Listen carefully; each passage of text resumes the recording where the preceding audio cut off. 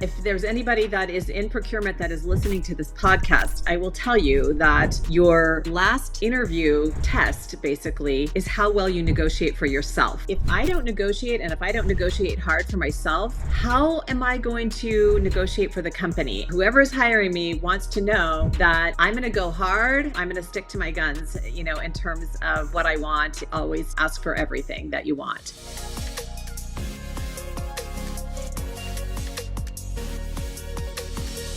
Hello, welcome to Tech Careers and Money Talk, episode number 7. I'm your host, Christopher Nelson. I've been in the tech industry for 20 plus years.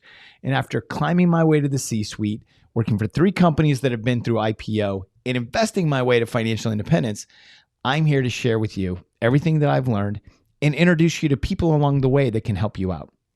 Today, I'm excited to share the career journey of Rendi Miller. Rendi Miller has had a non-traditional career in tech, meaning that she hasn't worked for a role that requires hard technology skills.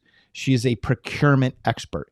Procurement is something that is critical for every single business, and she's built her expertise in working for technology companies and the equity that comes along with it. And I have to say, Rendi's a maverick. I'm excited to share with you what she's done and how she can help you with all the lessons that she's learned. Let's talk to Rendi right now. I am so excited today to introduce you to Rendi Miller. Rendi Miller is the Vice President of Procurement at Qualtrics. And Qualtrics is an analytics company. And Rendi, I call her the Procurement Maverick. She has built an amazing career in technology, but it's not what many people think. Many people think of tech and they think, okay, you're an engineer, you're a coder. And it's like, no, this is procurement. This is a incredibly important function in any type of business, but you have done this throughout your career in technology. So welcome, Rendi Miller. Thanks, Christopher. It's so great to be here with you. Thanks so much. So I always love to start with the origin story. Where did you get started? And, what was it like, coming out of school and getting started in tech for you? Well, I actually didn't come right out of school and get started. So that's a big difference between me and most people that are starting into their career now. I had done a lot of different things prior to getting into tech. So I had a lot of jobs, didn't really have a real career. I was an entrepreneur and had my own business for a while. So I actually found myself starting into tech because I was going through a divorce. And so started into tech in like my mid 30s. And it was kind of funny because when I was in elementary school, I skipped a grade. And when I got to tech, I was not necessarily the youngest like I always was in school after skipping ahead, but I certainly felt like I was the least experienced, I was the least educated. And so I had this real feeling of intimidation and inadequacy for a long time. So, but it was, it was such a great experience to get into tech at that stage in my life. And I know it was meant for a reason. And, I didn't realize that at the time, but I looked back and thought, oh, I can apply this, this learning that I had from this job or this experience kind of over those years of the multiple jobs and things that I had. But I was able to apply it into this new world that I was in. Those feelings of inadequacy and intimidation, they started to fade away. I started realizing I think I can do what everybody else is doing here. So it was not so bad. Well, and I think that's important. And this is where I think it's important that we all need to understand that many of us get started in our careers in ways that's not the traditional, right? I know for myself, I didn't go immediately into tech. I didn't finish college right away. I decided to become a restaurateur for a while. And that's, I think, something that you and I have in common and shared about is that we got started in tech later. I think that worked in our favor because of the fact that we were more mature and mature, emotionally. When you see people working so fast and you see the pace of tech, I think having that emotional maturity, having some more life experience can sometimes be a great aid. I would agree 100%. Yeah, you are bringing where new college grads, which I think is really, really important, and I'm all for it. They're bringing a lot of book smarts into the workplace, but we definitely brought a lot of life experience into the workplace. Yeah, and I think that combination, that diversity of experience and knowledge, I think is really so important. And so, how did you? So then, you got a late start. How did you actually then find your way to procurement? Well, I mentioned I was going through a divorce at the time. I had 3 kids. I was a single mom. And I took a job as an executive assistant for the VP of materials at a manufacturing company. And I thought, okay, I'm organized. I can do this. Well, I quickly realized I do not want somebody else to take care of. I had Mm, my 3 kids. I had, and hats off and all the props to EAs because it's a hard job, yeah. and so many people do it so flawlessly, but Yes. it really wasn't for me. There was a buyer role that came up in indirect procurement there at the company I was working for, and I quickly said, I'll do that. I'll take it. And so I started at the very, very bottom of the procurement food chain or the procurement ladder, and just started learning the very basics of being a buyer. And that was actually, this is going to date me, but that was back in the days where we were actually signing paper POs and printing them. So yeah, it was. I got a lot of a very foundational start at that time. But what drew me to procurement over time, and as I made my way up, in the organization, is I got this insight into a lot of different things that were going on at the company. So Mm, I got to see, I got exposure to the travel team. I got exposure to marketing. I got exposure to logistics. yeah. So, and that is what has kept me really interested in procurement, is knowing about what's going on in the entire company. I may not know it. I may not be an expertise in every area of the business, but I know a little bit about everything that's going on across the board at the company. And let's take a moment. Let's define. I mean, many people, again, their vision of technology company is, code, test, deploy, customer service, sales. What is procurement? Yeah. Procurement, it used to be when I started, we were kind of like the spend police. And, no one really wanted to work with procurement because I think everyone felt like you were going to be made to select the cheapest vendor, go for price at any cost to quality. And today, I would describe it more as like a strategic partner to the business. And, I think very much so, like, we wouldn't do anything or make decisions without our finance partners in the business. I think procurement is now starting to come alongside and really be that day-to-day business partner that helps organizations solve problems. We're problem solvers. So, what are you why are you trying to buy something? What is really the problem that you're trying to solve here? And so then we are helping organizations within the business to go out, find the goods, the services, the technology, whatever it might be, to solve their problems, and then to make those purchases at the best quality at the best price. So not just, let's just go after the cheapest and find that. So, we're really helping the entire company, like, manage the spend, manage our money, and get the most quality suppliers to support the business. Well, it's true. And I think, one of the things that's important for me, the podcast, the mission here is to get technology employees thinking like shareholders. And the more Hmm. that we can understand that roles like yours that help make I think to your point, it's you're a strategic partner helping find other strategic partners.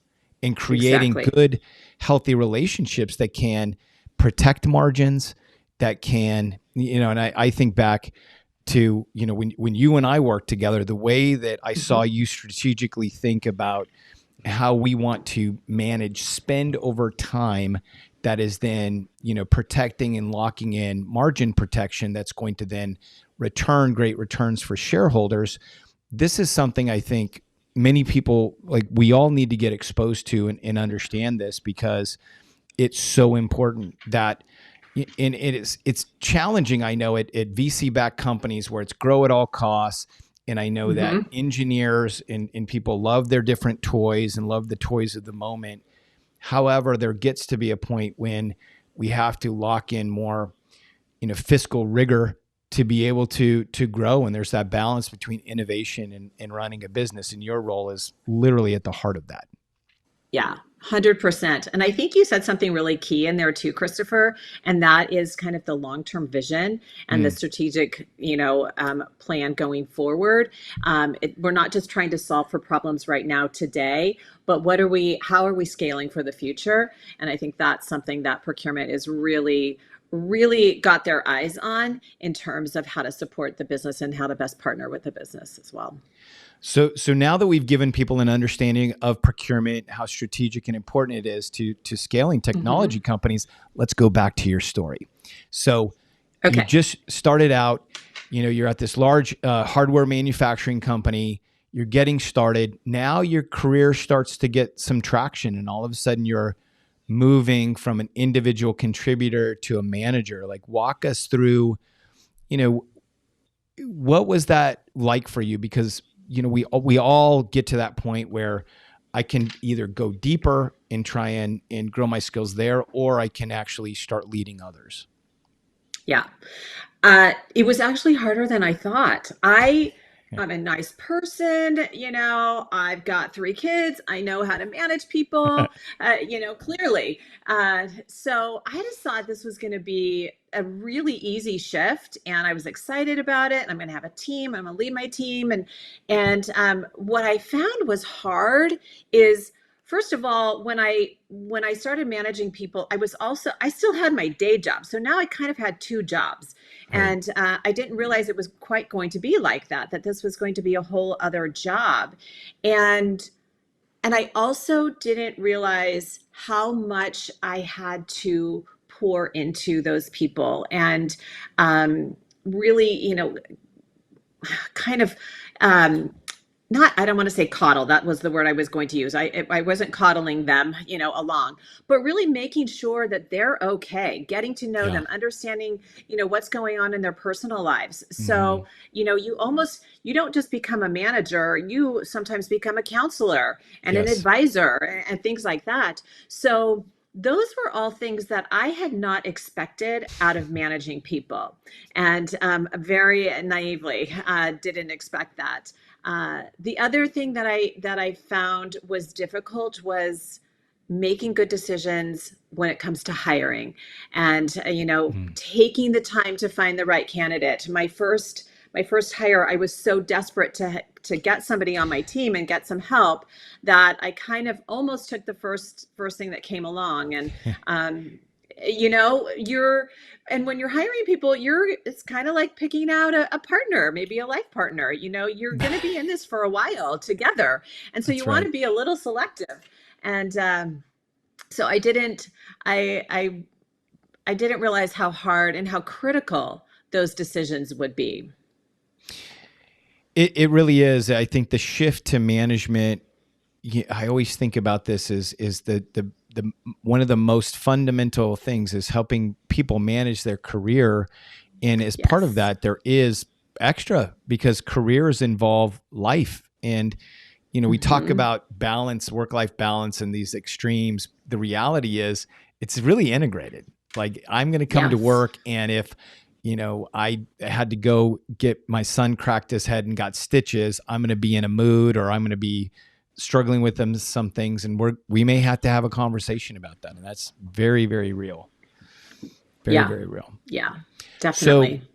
so then you were staying at this hardware manufacturing company for a number of years. You built some skills. I know that you got the opportunity to then see procurement in a lot of different areas. At what point did you get, and I've seen this pattern with other people on the show, where they get to a point where they've been established at a larger company and now they want to go to a company that is pre-IPO or maybe has just gone through an IPO and they really want to scale it. When did you get to this point where I need to find something else, or were you at that point? I was at that point. I knew that I had kind of, I felt like nothing I could do was getting me and the advancement that I wanted. I mentioned that I was kind of at the bottom of the ladder. And even though I Right. had, progressed from, being in technical purchasing and being a buyer to, what we call in manufacturing commodity management, I could never get to the senior level. And I still always felt like everybody was always ahead of me and I was always going to be at the back of the line. And even as much as I would ask my manager, what is it that I need to do? So, I'm managing the exact same portfolio as, other folks on the team are, but yet they're in a senior position. What is it that I can do to get there? And there was never anything really tangible that they could give me. I asked, I'm going to go back to school. Should I, I'm going to get my degree, which I did. And that still that was not the propelling thing to get me to that next level. And so when the opportunity came to join Splunk, I really jumped at the opportunity. I didn't know what I didn't know, and I thought I've never started anything from the ground up. Mm. Do I really know how to do this? But I never once in that process did I think I can't do this. I shouldn't pursue this opportunity. So it wasn't until after I got there that I kind of started going, oh boy, what have I gotten myself into? But Yeah, I think we all do that. But the one yeah, thing I know that, you did at one point, you had your own business. So you had this yes, entrepreneurial spirit, which yes, entrepreneurs, and I know I got to that later in life, but my wife is an entrepreneur, and they just do. They have the spirit of like, I can do that. Like, I am not going to fail. And there's an optimism. And then there's also, I think there is a rationalism there too of, okay, how do I figure this out? How do I get this done? And it sounds like hmm those were some of the two key things that when you decided to take the Splunk role, which was literally you walked in the door and it was you. yes. It and was just and me. and it was you, and there was a cat farm, and you had to go herd those kitty cats because Yes. it was I remember those days. It was rough. Yeah. Yes. It was rough, but it was fun. It was Yeah. really fun. And what made it fun was, everybody was trying to herd those cats, Yes. and in one form or fashion. And we were all in it together. And we were all trying new things and failing sometimes and going, Yeah. okay, let me try Yes. something else, And I think that was the beauty of being at a company that was that size. I also loved knowing everybody, and kind of growing with the company, not coming in and being, one person amongst, the vast sea of people, but you saw the sea grow, from this little puddle to the ocean that Splunk was, that they are today.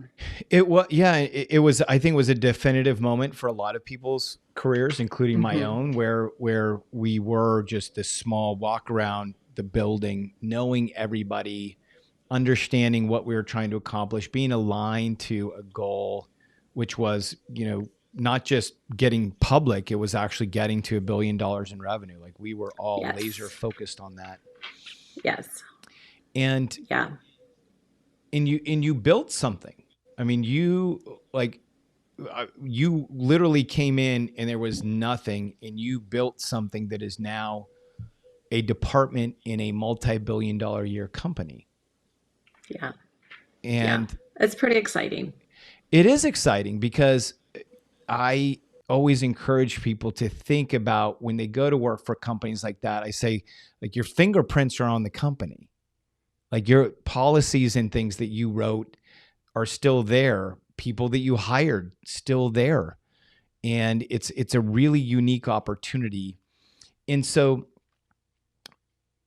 then you put in 4 years, you built this, and then I had to imagine, that it had to be hard to leave that once you built it. But walk us through, like, at what point did you realize, okay, I've either built enough, or again, was there another ceiling there that you felt I have to go somewhere else to move on, to move up? There, that's exactly it. There was a little feeling of, I think I've gotten as far as I can go here. And, there was leadership always changes. And, you and I were fortunate to work with, mostly all the same leaders, but I knew that was coming. And, Mm, and I knew that I was probably going to stay in the same role, the same position. I was at a senior director role, and I was probably not going to be promoted to a VP anytime soon. right. So, and I knew that that was the next step in my career, and that was something that I really wanted to get there. That's what I was, working towards, and what my goal was.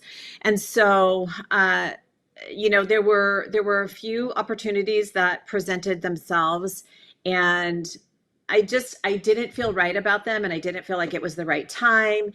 And I am a person that feels like when you know, you know. And Yeah.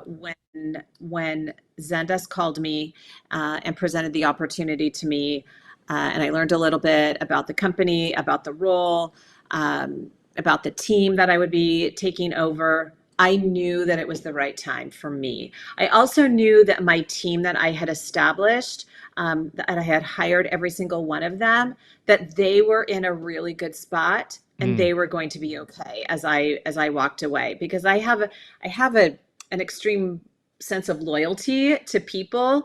And yes. so, not just to my team, but to my manager there as well, who, has become a dear friend. And so that sense of loyalty held me back for some time. But, at that point, when I knew everybody's going to be okay, everybody's replaceable, everybody's going to be okay, I knew it was time. And the opportunity for me was the right opportunity. And how did the opportunity come along? Was it through your network, or were you working with recruiters? It was through my network.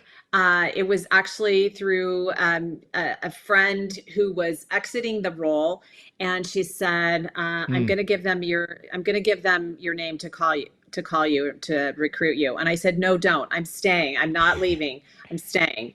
And she said, "No, I'm going to have them call you." And so they called, and I met with the recruiter, I met with the team, I met with the CFO, and that, like I said, I knew it was the right time, and it was the right opportunity for me. so, oh, this is great. This is great. I love this. I love these stories. I love your story so much. And so, because, in the span of this conversation, right, we've gone from you, individual contributor, to manager. And, when we're at manager, we see the director. We want to get to that director role.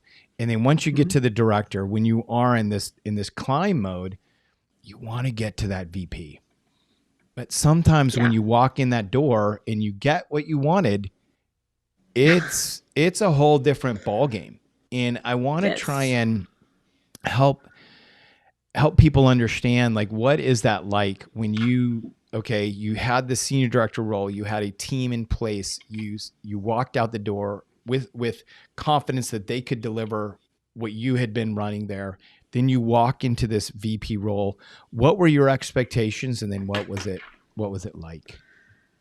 I, I don't really know that I had certain expectations. I felt like I was going to be part of the really smart group in school, and that upper echelon of the valedictorians of the class. I was going to be sitting with them, and but I felt very much like when I left Seagate in that individual contributor role, and I moved over to Splunk to start something completely new, and I thought, what am I doing here? And those feelings of intimidation and Mm, inadequacies and all of those things started to, roll back, and yes. you hear those little voices in your head that you're not as Mm, smart as all of these people. And yeah.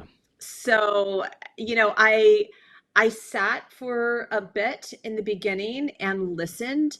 That has always served me well, to just kind of listen and observe. And then I started realizing I am bringing something to this group that no one else has, and as is each one of these other individuals. So it's not that anybody is smarter than the rest, but we know our space, and we're bringing something unique to the table. And Yes. I was hired for a purpose and for a reason, and to be a leader, not just within my own team, but within this whole organization and within this leadership team as well. I have a responsibility to lead here amongst these other leaders, just like I do amongst my team. So that was that was kind of this transition. And ironically, as I was exiting Zendesk just 6 months ago, and the person that was coming in to take my role was someone that worked for me, and he said, I'll never be as good as you, and I don't know what it's like to be a VP. And I said, 4 years ago, when I took this job, I didn't know what it was like to be a VP.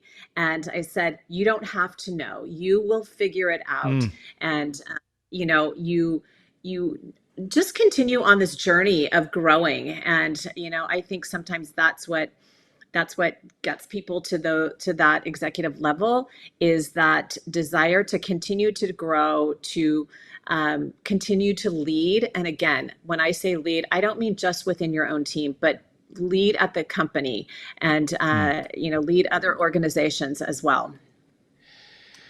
That's so important.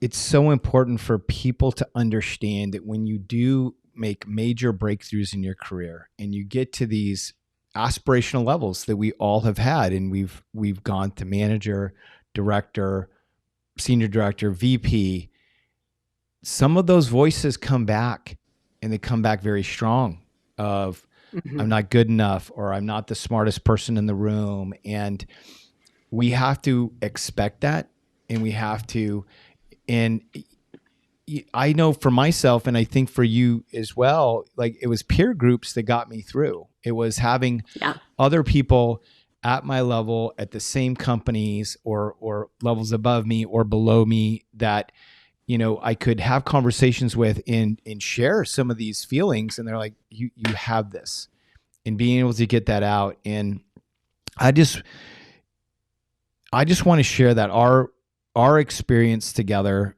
yours and mine, I think, parallel and combined, has always been that we need to surround ourselves with other like-minded people to help us get through these growth stages and spurts. And that's what's going to allow us to settle into the role, find our footing, and then ultimately find success. And it's not going to be a blueprint, because the world that we operate in, technology, always changing. The rules are always going to change. What I have found is we are all just people. And, my insecurities may show up different than somebody else's, but everybody has them. And, just realizing that we're all people. Nobody's perfect. We will never always be the smartest one in the room. And we've got so much to learn. I think that's what gives me a lot of comfort, and a lot of courage in continuing to grow and to take on new challenges. Right. And now you've moved on from Zendesk, and now you're at Qualtrics, Mhm. operating in the Yes. same role and continuing to grow at a brand new Yes. company. I want to spend some time, like, talking about what are skills, what are techniques to build what many would consider a non-traditional career in technology. And so for yourself, like knowing you and having been in the room, like with negotiations, high dollars, high stakes negotiations down to the wire, you're very skilled at what you do. But what we just learned is you literally walked in the door going, how does this whole thing work?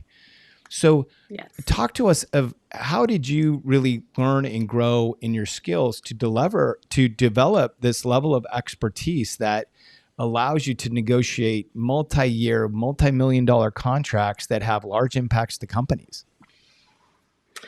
Well, the first thing that I would say is anyone that has children, you have a master class in negotiation because those little buggers are like the absolute best negotiators I've ever seen. And so that is the first place that I got, this negotiation crash course.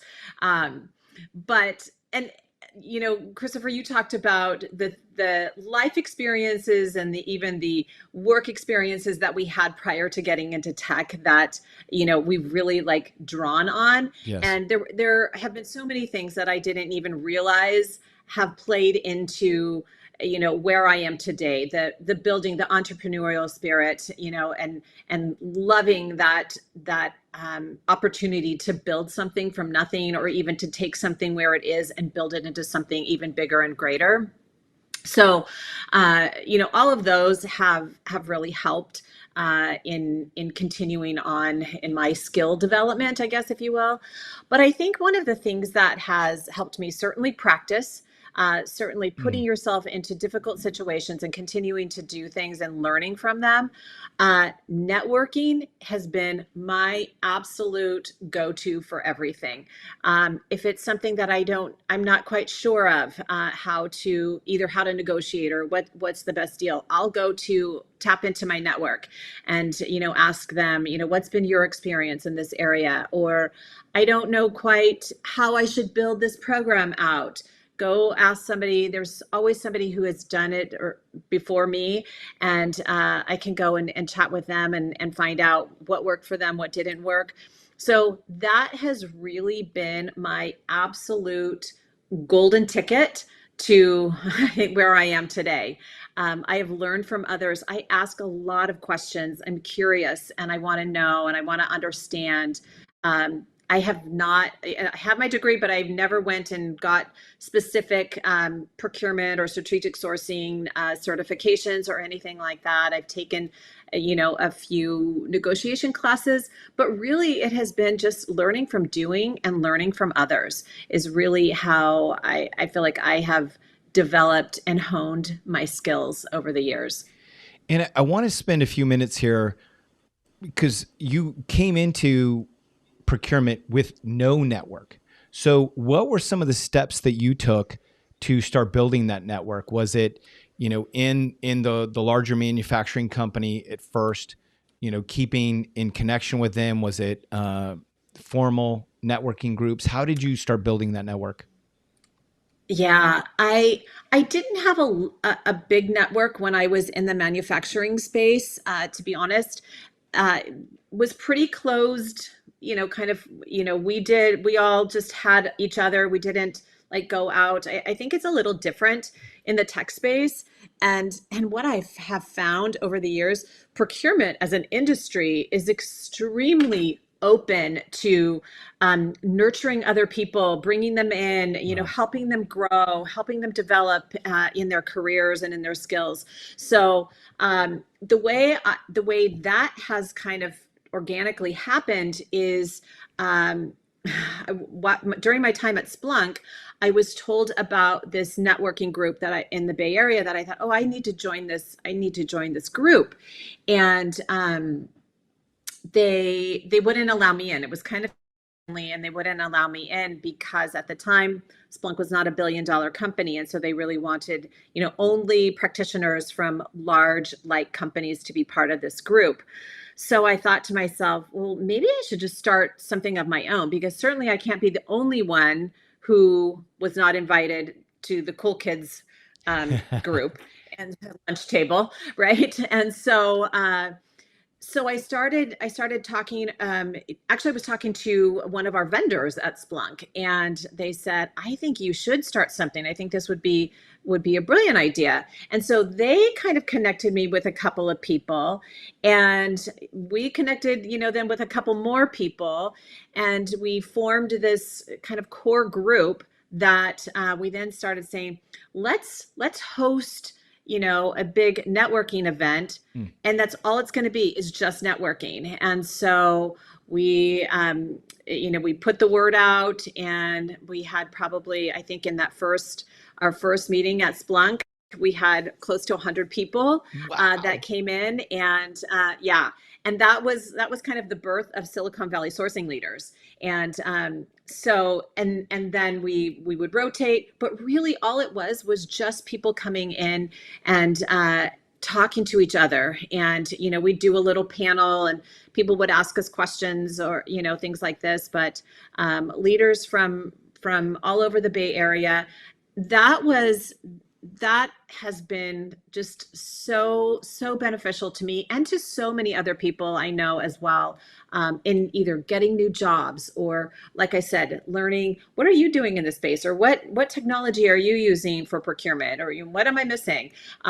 So things like that. And it's kind of exciting because this group has actually spread to Utah, and to Chicago, and to New York, and there's a new one going to start up in Las Vegas as well. So now that COVID has allowed us to meet together again, it's just like I said, I think the power of networking really can't be understated, and other people are seeing the value and wanting to start these own type of groups within their own communities.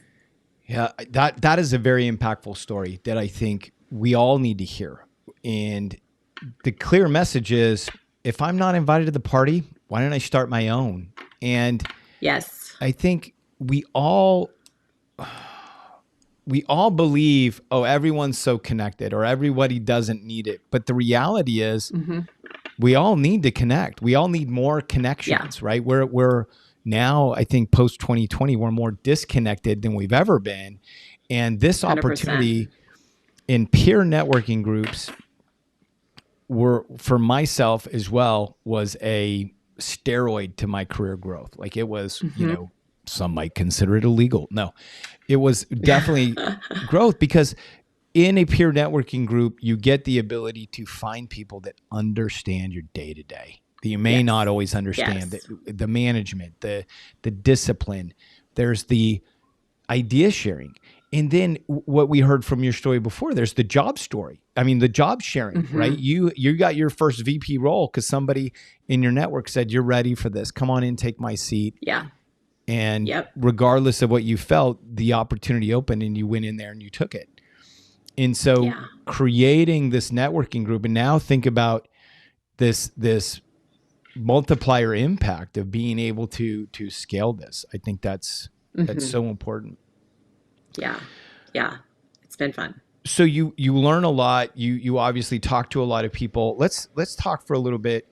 One of the things that we like to talk about on this podcast as well is also, not just the career, but also the money, right? So I want to talk about, what was it like for you negotiating some of these compensation packages, right? You're a sourcer, you're a negotiator. So, what were some of the tactics and things that you used to get the best compensation on the table? I figure, you're a negotiator. Let's lean into this. Yeah. Well, I will, if there's anybody that is in procurement that is listening to this podcast, I will tell you that your last interview test basically is how well you negotiate for yourself. So I've always thought about that. And I've always thought, if I don't negotiate, and if I don't negotiate hard for myself, how am I going to negotiate for the company? And they want to know, whoever's hiring me wants to know that I'm going to go hard, and I'm going to stick to my guns, in terms of what I want, and what's reasonable. And so I make sure I do not fail on that last interview test. So, I think, just like in any negotiations, whether it's the new car that you want to buy, or the house that you want to buy, or the new job, or if you are in a procurement practitioner and you are negotiating a deal, you always want to ask for more than what you think you're going to get, because I will always tell you that you will never get what you don't ask for. So ask for the world, and put it all out there. What are all the things that are reasonable for you to ask for? And most likely you're not going to get everything, but you're probably going to get more than you thought, and you're definitely not going to get it if you don't ask for it. So that's my first piece of advice, is always to ask for everything that you want. The second thing I think is do your homework, and if you're asking for something that's completely, out of line with your role, or whatever it might be that you're negotiating Right, for. your level, or understanding Yes. stock bands or whatever, then you're Yes. in outer space. Then it's like you can't negotiate Yes. with somebody who's way outside of No. bounds. Yeah. No. And that one that doesn't look good on your credibility either. Right. They want to know that you've done your homework, you know what you're talking about, you're being reasonable, but you're also being aggressive, and don't be afraid to be aggressive. And again, sometimes I think it's harder to negotiate for yourself than it is for me to go and negotiate on behalf of my company, but no one will negotiate better for you than you. And so you are the only one that has that opportunity to do that, and no one is going to give you more than you deserve, or more than you're worth. So make sure that you are going out and asking for that. Know your value.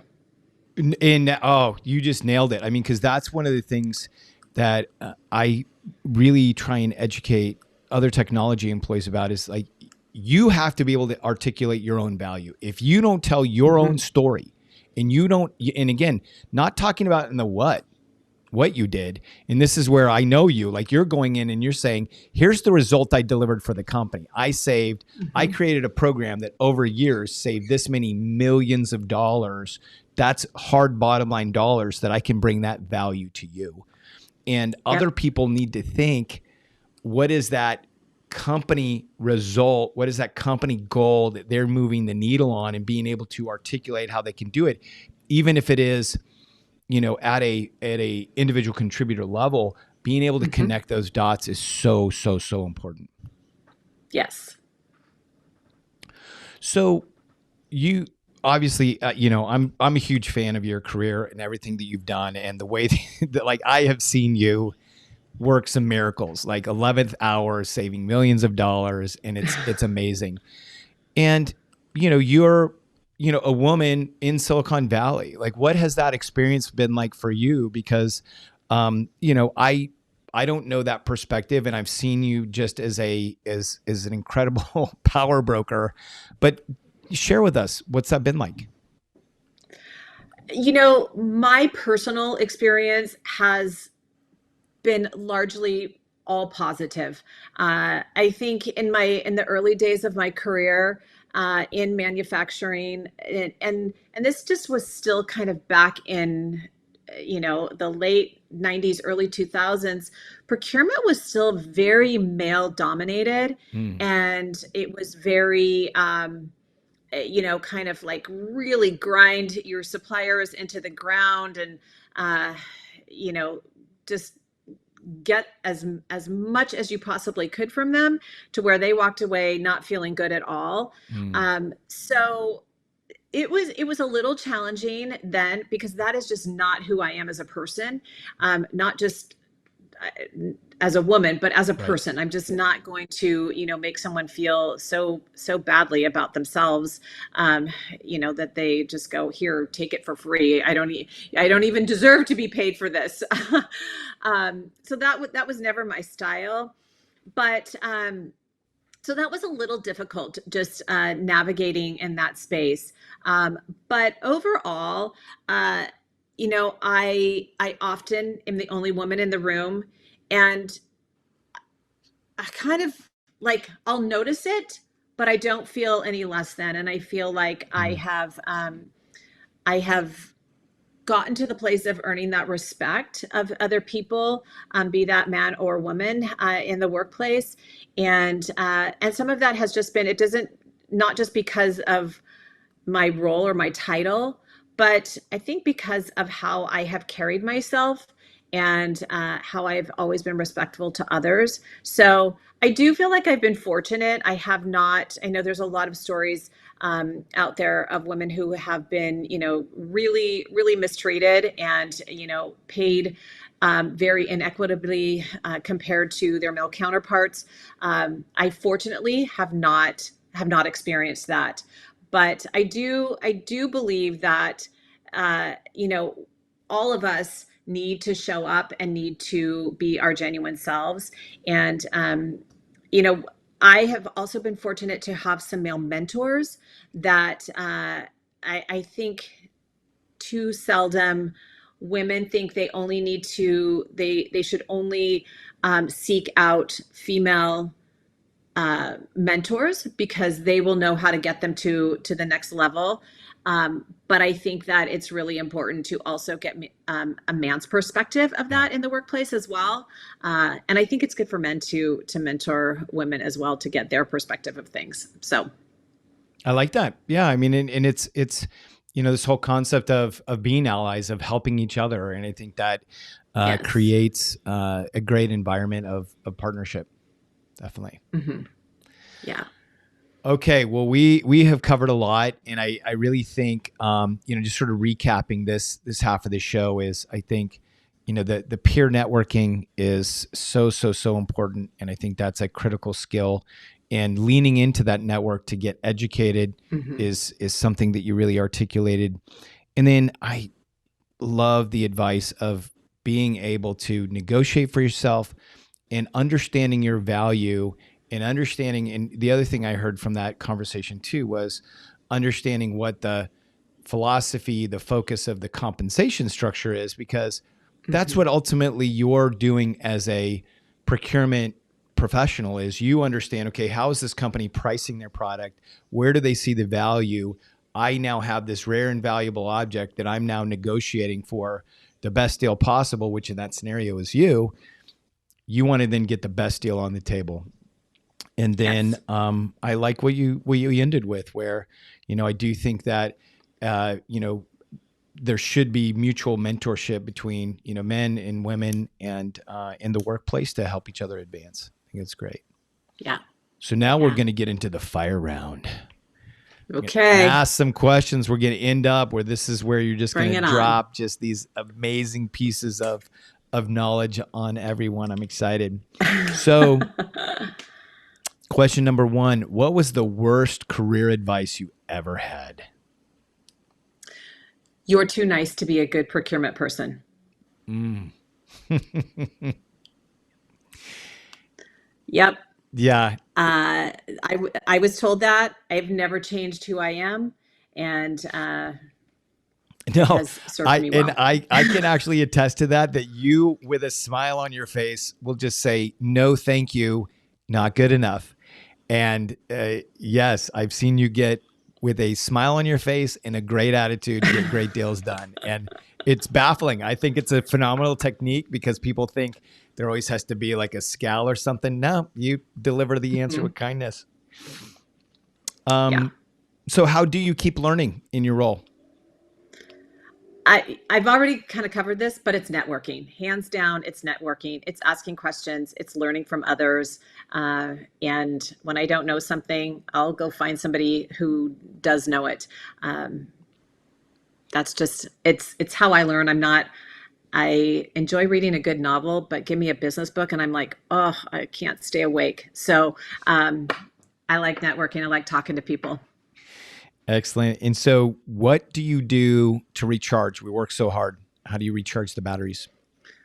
That hands down spending time with my family. And even if it's chaotic and they're all here and it's loud and the house is a mess, it is what fills up my cup. And I love it. It recharges me. I love to cook. I want to cook for everybody. And I love to get away and travel too. So That's always good too. that's what charges my batteries.